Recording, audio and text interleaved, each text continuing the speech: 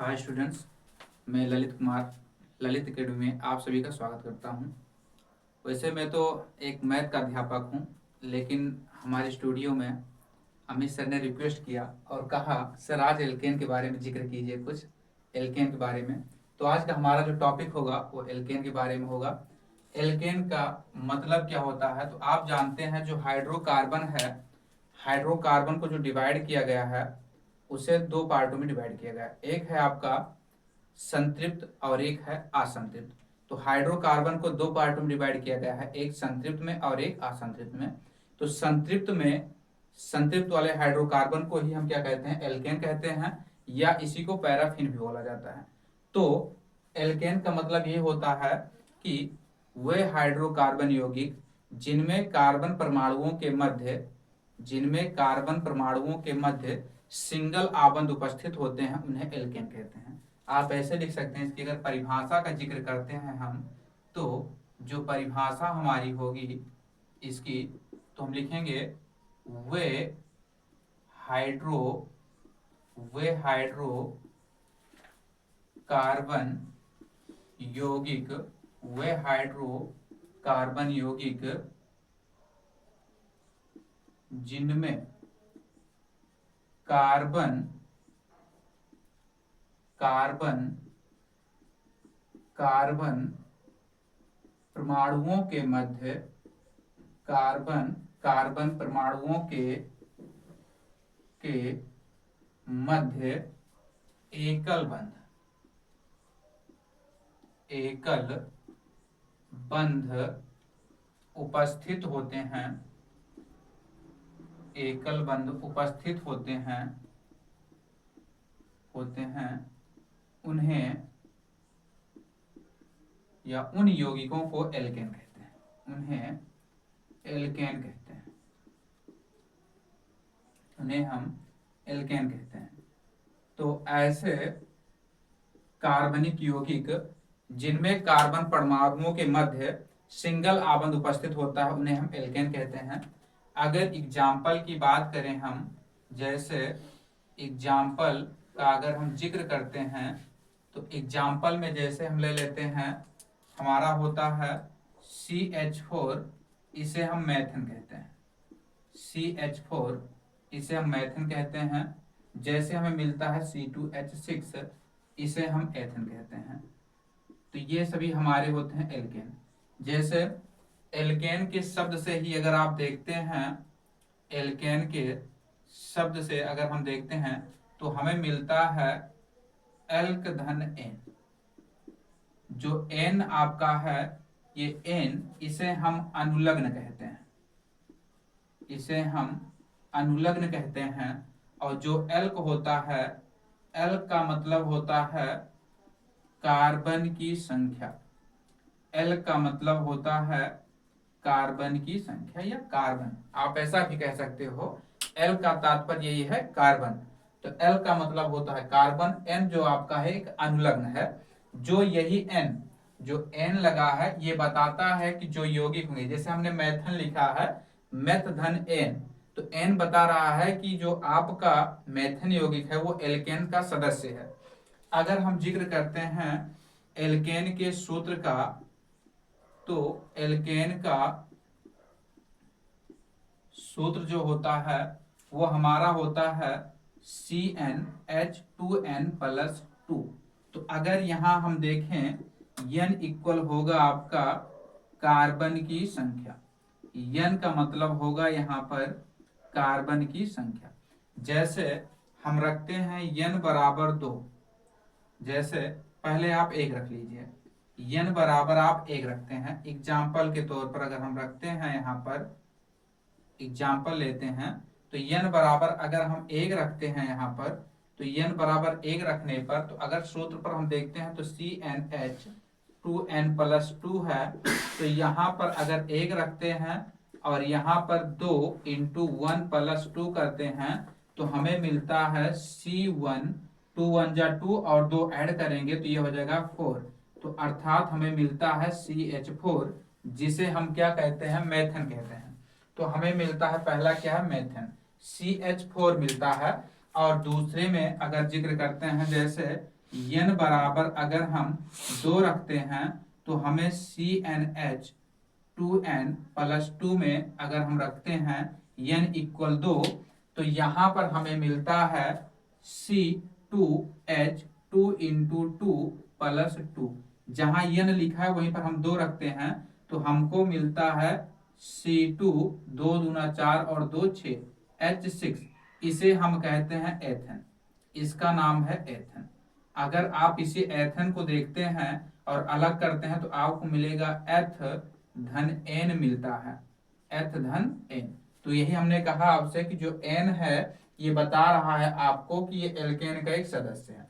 इसी प्रकार से अगर n इक्वल हम 3 रखते हैं तो हमें मिलेगा CnH2n प्लस 2 बराबर C3H2 इंटू 3 प्लस 2, अर्थात मिलेगा C3, 3 दूनी 6 और 2 8, तो H हमको मिलता है 8। तो इसका नाम है, 3 कार्बन के लिए लिखते हैं हम प्रोप और N लगा देंगे तो हमें मिलेगा प्रोपेन। तो आपका C3H8 का जो नाम होगा वो होगा आपका प्रोपेन। तो आप देख रहे हैं एल्केन का मतलब ये हुआ कि कार्बन परमाणुओं के मध्य में सिंगल आबंध होना चाहिए, तो उन्हें हम क्या कहते हैं, एल्केन कहते हैं। और अगर देखते हैं तो एल्केन को अगर हम तोड़ते हैं तो एल का धन एन मिलता है। एल का मतलब हुआ कार्बन और एन का मतलब हुआ अनुलग्न। एन जो आपका है वो एल्केन का एक अनुलग्न है और एल्केन का जो सूत्र होगा वो होगा CnH2n प्लस 2 और n बराबर आपका होता है यहाँ पर कार्बन की संख्या, जैसे 1 2 3 इस तरीके से आप ले सकते हैं। तो यहाँ पर आप कह सकते हैं कि जो आपका n की वैल्यू होगी वो 1 2 हो जाएगी, 2 हो जाएगी, 3 हो जाएगी, 4 हो जाएगी, डॉट डॉट डॉट इस तरीके से।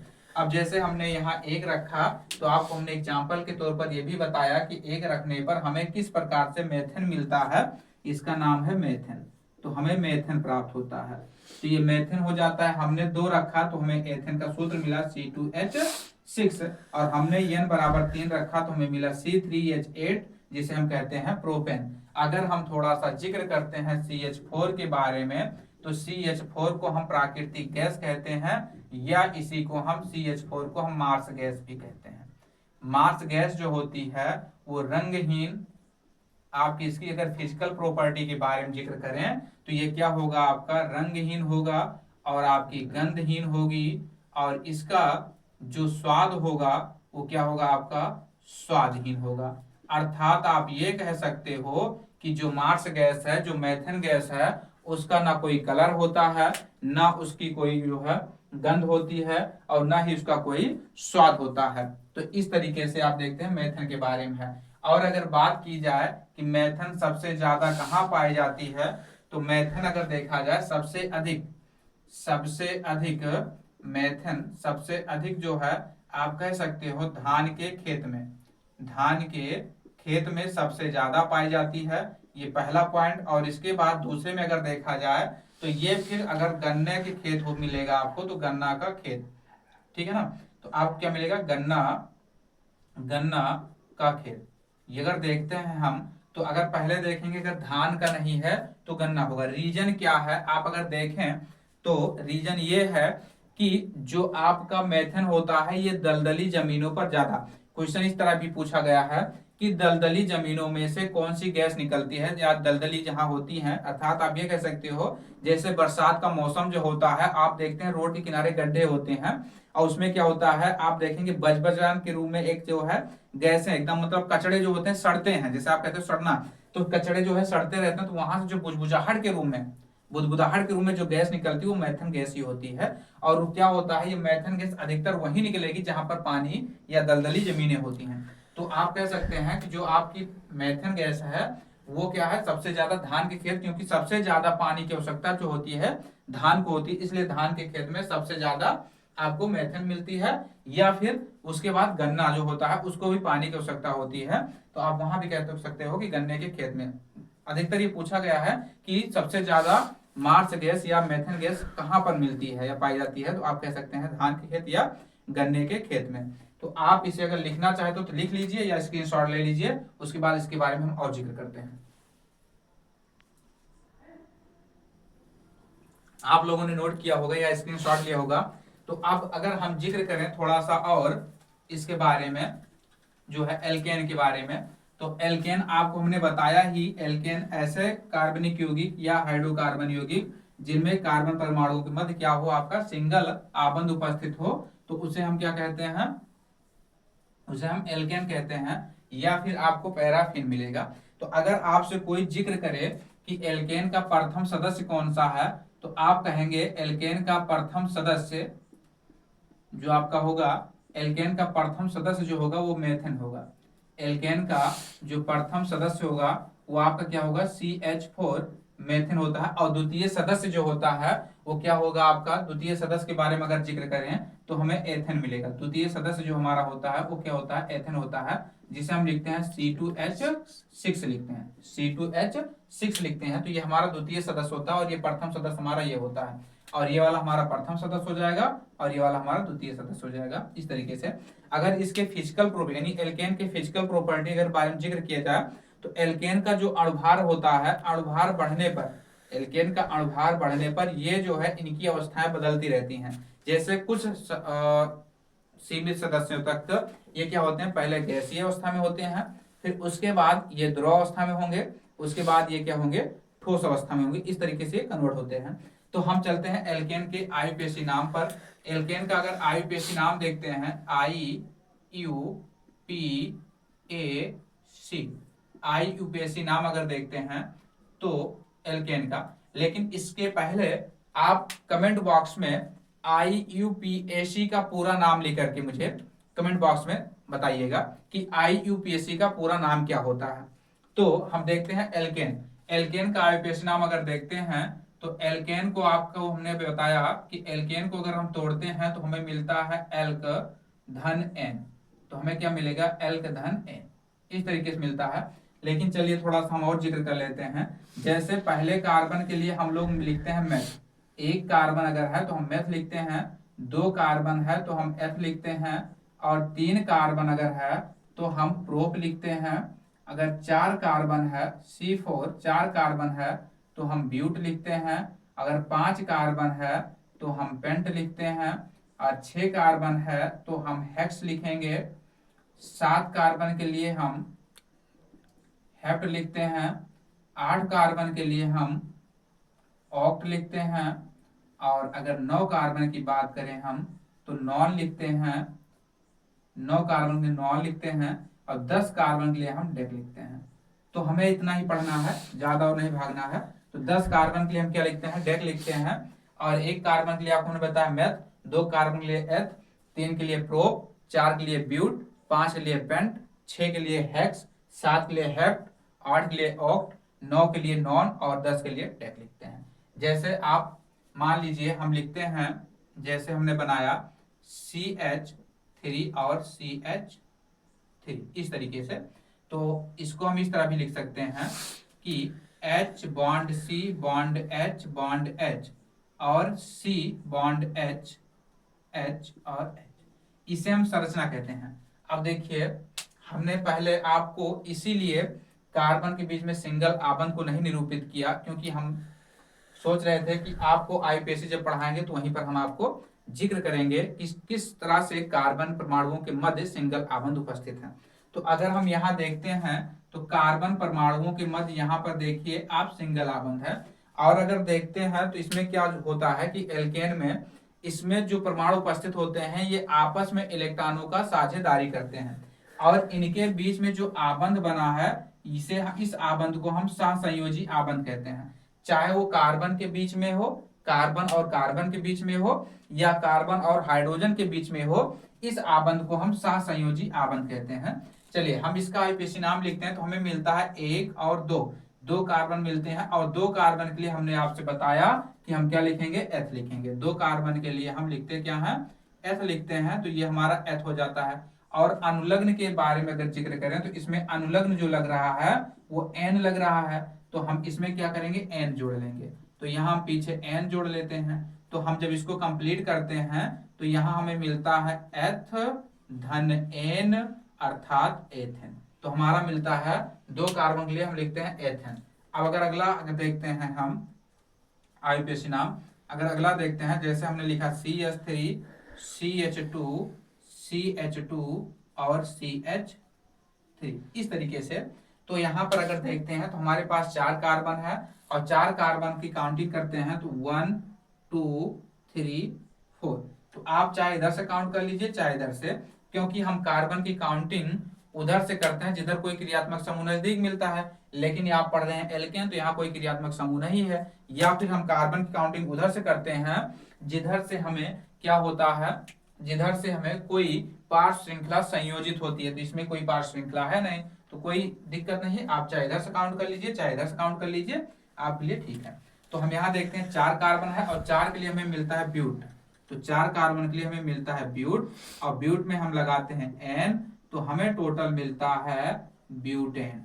तो हमें 4 कार्बन के लिए मिलता है क्या है, ब्यूटेन मिलता है। तो इस तरीके से अगर कोई सीधी श्रृंखला है तो आप इस तरीके से नाम बना सकते हैं। लेकिन मान लीजिए कोई सीधी श्रृंखला नहीं मिलती है आपको, मान लीजिए कोई सीधी श्रृंखला नहीं मिलती है आपको, तो क्या करेंगे, कोई पार्श्व अगर मिल जाए, कोई अगर पार्श्व श्रृंखला मिल जाती है, जैसे हमने लिखा CH3, यहाँ हमने लगाया CH और हमने नीचे लगाया CH3, आगे हमने लिखा CH2 और यहाँ लिखा CH3 इस तरीके से। तो हमने आपसे जिक्र किया था कि जिधर हमें पार्श्व श्रृंखला नजदीक मिलेगी, जैसे हम मान लीजिए इधर से काउंट करते हैं 1 2 3 और 4 और इधर से काउंट करते हैं 1 2 3 और 4। अगर इधर से हम जाते हैं तो हमें भोजन जो है तीसरे नंबर पर मिलता है, अगर इधर से जाते हैं तो हमें भोजन को किस नंबर मिलेगा, दूसरे नंबर पर मिलेगा। तो हमें कौन सा आवश्यकता होगी, दूसरे नंबर वाली, ये तो आवश्यकता पड़ेगी हमको। तो हम कहाँ से काउंट करेंगे, हम इस साइड से। तो इसे हम साफ कर देते हैं यहाँ पर। तो हमें काउंट जो करना है इधर से मिलेगा 1 2 3 और 4। जब हमें इस तरीके से बात आती है कि कोई पार्श्व श्रृंखला लिखी हो, तो अगर पार्श्व श्रृंखला को अगर जिक्र करते हैं तो सबसे पहले हम पार्श्व श्रृंखला को लिखते हैं। जैसे हमें यहाँ मिला ये वाला CH3, तो CH3 को हम मेथिल लिखते हैं। तो हम क्या लिखे यहाँ पर, मेथिल लिखते हैं। क्या लिखते हैं, मेथिल लिखते हैं। आप सोच रहे होंगे कि सर जो है मेथिल लिख दिया उसका क्रमांक लिखे नहीं, तो ये गलती नहीं है हमारी। हम सोचे पहले देखते हैं आप लोग क्या बताते हैं इसके बारे में। तो हम क्या करेंगे, पहले क्रमांक लिखते हैं। तो हम यहाँ लिखेंगे क्रमांक 2 हाइफेन, इस चिन्ह को हाइफेन बोला जाता है, 2 हाइफेन और CH3 के लिए मेथिल हो जाएगा। और इसमें 4 कार्बन है और 4 कार्बन के लिए हम लगाते हैं ब्यूट और फिर लगाएंगे N, तो हमारा हो जाएगा ब्यूटेन। तो हमारा ये कंप्लीट होता है 2 मेथिल ब्यूटेन। तो हमें मिलेगा 2 मेथिल ब्यूटेन। अगर हम जिक्र करते हैं, अगर ध्यान दे थोड़ा सा, तो एक कार्बन के पास केवल 4 आबंध होते हैं। हमेशा ध्यान देना है, एक कार्बन के पास केवल 4 ही आबंध होते हैं। चारों आबंध को कंप्लीट करना आपका काम है, तो ध्यान देना विशेष करके। तो जैसे अगला अगर देखते हैं हम, चौथा एग्जाम्पल अगर देखें, तो चौथा एग्जाम्पल जैसे हमारा हो जाता है CH3, आगे हम यहाँ लिखते हैं Cl और यहाँ पर लगा देते हैं Br और यहाँ लगाते हैं C, ऊपर लगाते हैं CH3 और यहाँ पर भी लगा देते हैं CH3, आगे यहाँ कर देते हैं CH2, आगे कर देते हैं CH3। तो इस तरीके से हो जाता है। तो अगर हम इस तरीके से मिलता है हमें कि एक प्रकार के क्रियात्मक समूह पार्श्व श्रृंखला न उपस्थित हो, उससे ज्यादा उपस्थित हो, तो किस तरह, तो इसका नामकरण अगर हम करते हैं, नामकरण करते हैं, तो हम पहले उस पार्श्व श्रृंखला या पूर्वलग्न वाले समूह को लिखते हैं जो इंग्लिश वर्णमाला के क्रम से पहले आते हैं, जो अंग्रेजी वर्णमाला के क्रम से पहले आते हैं। और हम इधर से ही काउंट करेंगे 1 2 3 4 5, क्योंकि इधर से काउंट करेंगे 1 2 3 तो ये तीसरे नंबर मिलता है, और यहाँ से काउंट करते हैं तो 1 2 हमें पार्श्व श्रृंखला जो है दूसरे नंबर मिलती है। तो इसका काउंटिंग जो होगा इधर से होगा 1 2 3 4 और ये 5। अब की इसमें 5 कार्बन है।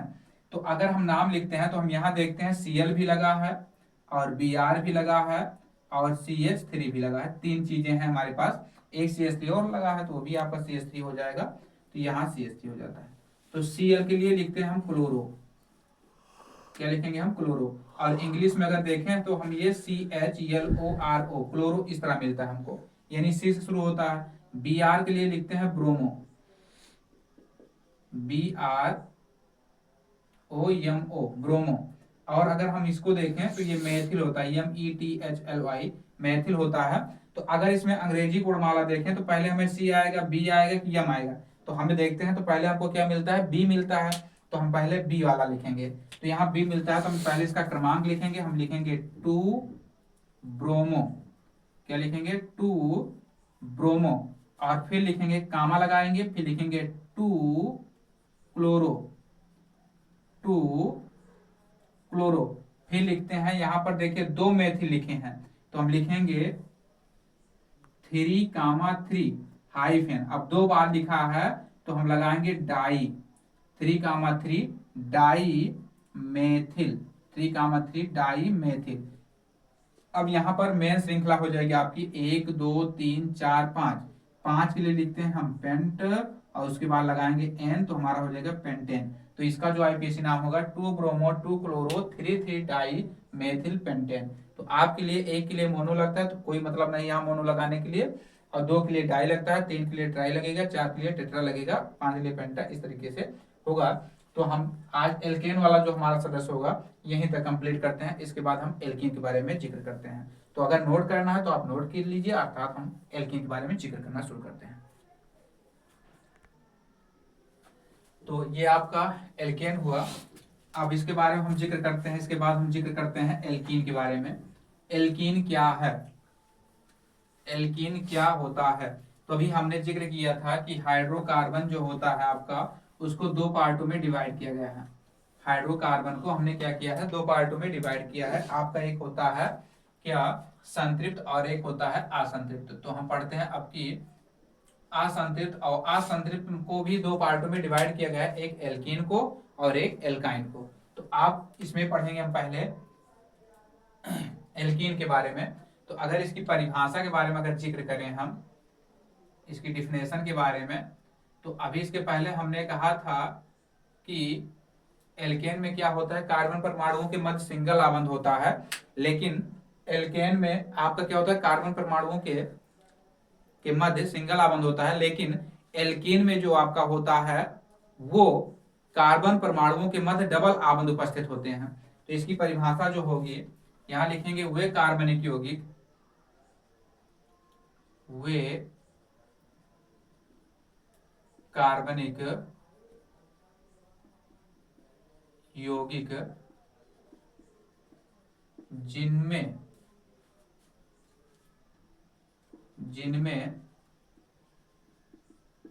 कार्बन कार्बन जिनमें कार्बन कार्बन परमाणुओं के मध्य, कार्बन कार्बन परमाणुओं के मध्य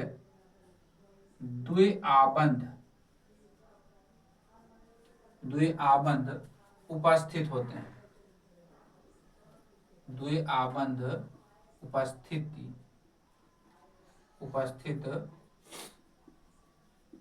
होते हैं, उन्हें एल्कीन कहते हैं, उन्हें एल्कीन कहते हैं। तो वे कार्बनिक यौगिक जिनमें कार्बन कार्बन परमाणुओं के मध्य, कार्बन कार्बन परमाणुओं के मध्य क्या होता है कि आपका द्विआबंध उपस्थित होता है, उन्हें हम क्या कहते हैं, एल्कीन कहते हैं।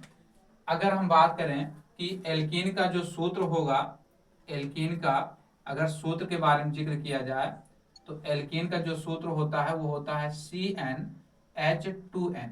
एल्कीन का सूत्र यही होगा CnH2n।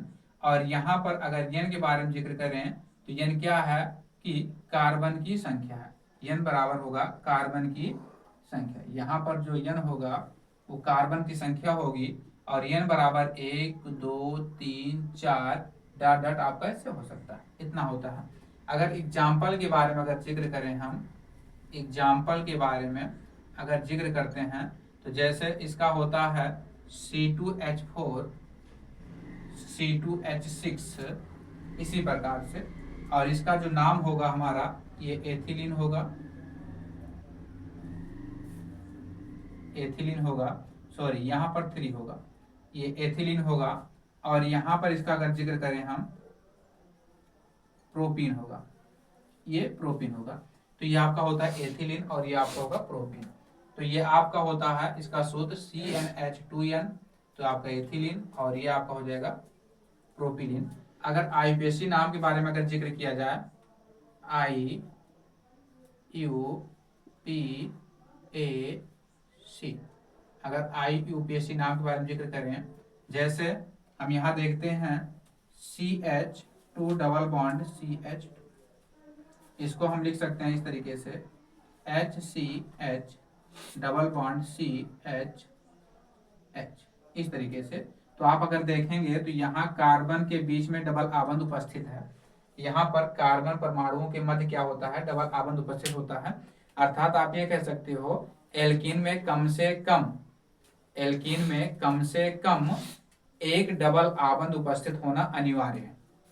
और अगर बात करें हम एल्कीन का प्रथम सदस्य, तो इसका जो प्रथम सदस्य है एल्कीन का प्रथम सदस्य आपका, एल्कीन का जो प्रथम सदस्य है, एल्कीन का प्रथम सदस्य आपको मिलेगा C2H4। क्या मिलता है, C2H4। इसका जो नाम होगा वो एथिलीन होगा, इसका नाम एथिलीन होता है आपका। ये चीजें हैं तो एथिलीन। तो अगर देखें आगे बढ़ते हैं, जिसे इसका आईपीएसी नाम लिखना है, तो हमें आईपीएसी नाम लिखना है तो हमें देखेंगे यहाँ कार्बन की संख्या कितनी है, 2 है। तो कार्बन की संख्या अगर 2 है तो हम कार्बन की संख्या में क्या लिखते हैं, 2 के लिए एथ लगाते हैं, एथ। और अगर एल्कीन है, डबल आबंध उपस्थित है, तो उसमें ईन लगाते हैं। क्या लिखते हैं हम, ईन लगाते हैं। तो ये दोनों मिलकर होते हैं हमारा एथीन। यानी आप ये कह सकते हो कि जो एल्कीन होता है, जो एल्कीन होगा आपका, इसे हम एल्क और इन, तो एल्कीन में एल्कीन होता है आपका एल्क और ये हो जाएगा इन। तो इन जो आपका होगा वो अनुलग्न होगा। क्या हो जाएगा, अनुलग्न हो जाएगा।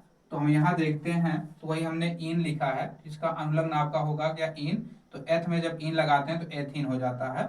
इसी प्रकार से कहीं भी आईपीएसी हो, जैसे अगर एक और ले लेते हैं CH3 CH double bond CH2, अगर इसका नाम लिखते हैं तो कार्बन काउंटिंग हम यहाँ से करेंगे 1 2 3, जिधर हमें नजदीक मिलेगा उधर कार्बन काउंटिंग करेंगे। तो इसका नाम अगर देखते हैं 3 कार्बन है तो हमें हो जाएगा प्रोप, और हम यहाँ पर अब इसका नाम लिखना शुरू करेंगे। तो प्रोप इन 1 कर दीजिए, चाहे 1 इन, या आप इसको इस तरह भी कर सकते हैं कि प्रोप 1 इन, इस तरीके से कर सकते हैं। या फिर इसे लिखेंगे, आप जब जोड़ देंगे तो हो जाएगा प्रोपीन 1। तो आपका ये आईपीएसी नाम हो जाता है। सिंगल या ट्रिपल आबंध जहां होगा उसका क्रमांक लिखा जाता है। तो आज हमने पढ़ा एल्कीन और एल्काइन के, एल्कीन और एल्केन के बारे में। अब इसके बाद हम अगले वीडियो में आपको मिलेंगे। तो आप लोगों को अगर ये वीडियो अच्छा लगा हो तो हमारे वीडियो को लाइक कीजिए और ज़्यादा से ज़्यादा शेयर करने का प्रयास कीजिए, जिससे अधिक से अधिक बच्चे इन वीडियो को देख सकें और अपने हाई स्कूल की परीक्षा दृष्टि से तैयारी भी कर सकें। तो एल्कीन में एल्कीन होता है आपका एल्क और ये हो जाएगा इन। तो इन जो आपका होगा वो अनुलग्न होगा। क्या हो जाएगा, अनुलग्न हो जाएगा। तो हम यहाँ देखते हैं तो वही हमने इन लिखा है, इसका अनुलग्न आपका होगा क्या, इन। तो एथ में जब इन लगाते हैं तो एथीन हो जाता है। इसी प्रकार से कहीं भी आईपीएसी हो, जैसे अगर एक और ले लेते हैं CH3 CH double bond CH2, अगर इसका नाम लिखते हैं तो कार्बन काउंटिंग हम यहाँ से करेंगे 1 2 3, जिधर हमें नजदीक मिलेगा उधर कार्बन काउंटिंग करेंगे। तो इसका नाम अगर देखते हैं 3 कार्बन है तो हमें हो जाएगा प्रोप, और हम यहाँ पर अब इसका नाम लिखना शुरू करेंगे। तो प्रोप इन 1 कर दीजिए, चाहे 1 इन, या आप इसको इस तरह भी कर सकते हैं कि प्रोप 1 इन, इस तरीके से कर सकते हैं। या फिर इसे लिखेंगे, आप जब जोड़ देंगे तो हो जाएगा प्रोपीन 1। तो आपका ये आईपीएसी नाम हो जाता है। सिंगल या ट्रिपल आबंध जहां हो। अगला हमारा टॉपिक है एल्काइन। अभी हमने इसके पहले जो है एल्कीन बारे में और एल्केन के बारे में पढ़ा। अगला टॉपिक हमारा है एल्काइन। एल्काइन क्या है, वे कार्बनिक यौगिक जिनमें कार्बन परमाणुओं के मध्य कार्बन परमाणुओं के मध्य ट्रिपल आबंध पाया जाता है, उन्हें हम एल्काइन कहते हैं। ऐसे कार्बनिक यौगिक आप लिख सकते हैं यहाँ पर कि ऐसे कार्बनिक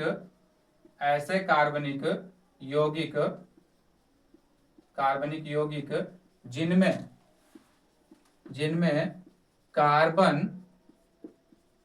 कार्बन परमाणुओं के मध्य कार्बन कार्बन परमाणुओं के मध्य मध्य मध्य त्रिआबंध पाया जाता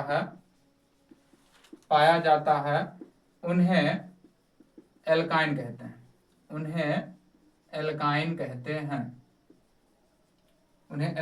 हैं। तो आप कह सकते हैं ऐसे कार्बनिक यौगिक जिनमें कार्बन कार्बन परमाणुओं के मध्य ट्रिपल आबंध पाया जाता है उन्हें एल्काइन कहते हैं। अब बात आती है एल्काइन का जो है सूत्र। एल्काइन का जो सूत्र होगा हमारा, एल्काइन का सूत्र समान जो सूत्र होगा, इसका सूत्र होता है CnH2n-2, CnH2n-2, ये आपका एल्काइन का सूत्र है। और अगर इसके एग्जाम्पल की बात करें हम, जैसे एग्जाम्पल बात करते हैं, जैसे आपको मिलेगा CH ट्रिपल बॉन्ड CH, ये आपका पहला, आप कह सकते हो ये एल्काइन का प्रथम सदस्य है।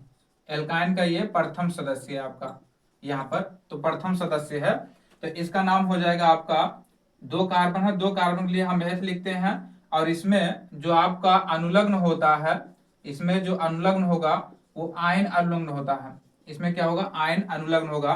तो जब इसमें आयन जोड़ेंगे तो हो जाएगा हमारा एथाइन। और इसका साधारण नाम अगर देखते हैं तो इसका नाम है एसिटिलीन।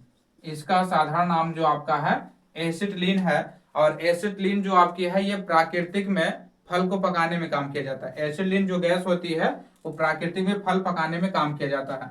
अगर और बात करते हैं एग्जाम्पल की, जैसे CH3C triple bond CH, CH3C triple bond CH।